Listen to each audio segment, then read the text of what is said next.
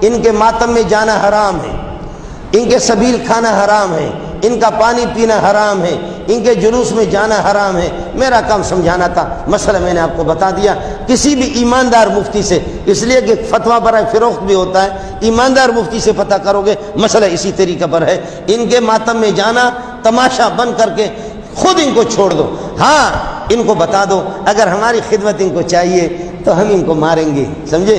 فرعونیوں کو اللہ نے اس طرح ذلیل کر دیا، دریا میں غرق کیا، اور اس کو کافروں کو صحابہ کو کہا قاتلہم یعذبہم اللہ، دب کر کے مارو ابو جہل کو۔ میں فرشتوں کو بھی کہہ رہا، فرشتے بھی مار رہے۔ بخاری شریف کہتا ہے کہ فرشتے آ گئے، شہود الملائکۃ بدرن، بدر میں فرشتے آ گئے۔ اور تیسری ایک مخلوق ہے،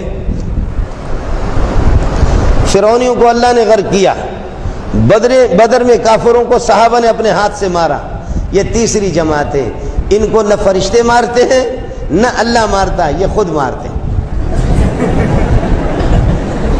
سمجھ میں نہیں ہے؟ مزہ اس میں آتا ہے، نہ فرشتے مارے نہ اللہ مارے، خود اپنے آپ کو مارے۔ اس قسم کا بے وقوف کائنات میں کسی کو بھی نہیں دیکھا ہے، اور یہ بالکل اس قسم کا ماتم حرام ہے۔ اللہ سب کی حفاظت فرمائے۔